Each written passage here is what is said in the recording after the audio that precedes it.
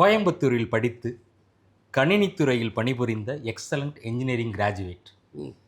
கல்லூரியில் படிக்கும் பொழுதே ஸ்போர்ட்ஸ், ஃபிட்னஸ், மாடலிங் என கலைத்துறைக்கு தன்னை தகுதிப்படுத்தி கொண்ட எலிஜிபிள் ஆக்டிங் கேண்டிடேட். கேரளத்து தென்னை போல அண்ணாந்து பார்க்கும் உயரம், தென்னங்கள் போதை போல மயக்கும் கண்கள், கேரளத்து வெள்ளி அலை போல நிறம் தாங்கும் தேகம், வெள்ளி அலை அள்ளி இறைக்கும் முத்து போல சிரிப்பு, கேரளத்து மலை மேகம் போல ஊஞ்சல் ஆடும் கேசம், மலை சிந்தும் துளி போல பரிசுத்த மனசு.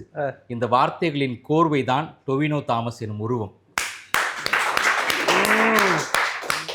உன்னை ரகசியமாய் ரசிக்கும் யுவதிகள் சொல்கிறார்கள், வயதின் ஆண்டுகள் தான் கூடுகிறது, இன்னமும் 16 தாண்டவில்லையாம் உன் அழகின் பருவம். பிரபுவேண்டை மக்கள் மூலம் சினிமா திரையில் முகம் காட்டிய நீ உன் முயற்சியின் தொடர்ச்சியால் மாறி இருக்கிறாய்.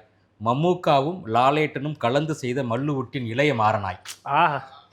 லவ், ஆக்ஷன், டிராமா, ஃபேண்டசி என கதையின் களம் எதுவாய் இருந்தாலும் உன் இயல்பின் நடிப்பால் ஆகியிருக்கிறாய் கடவுள் தேசத்தின் ஒவ்வொரு இல்லத்திலும் இளைய குமாரனாய். ஸ்டார்ட், கேமரா, ஆக்ஷன் சொல்லப்பட்ட முதல் காட்சி தொட்டு உன் நடிப்பின் டெடிகேஷன் பார்த்த சினிமா உன் நடிப்பின் நேர்த்தியை இன்னும் நின்டே மொய்தீனில் எக்கச்சக்க விருதுகள் தந்து நிறைத்தது.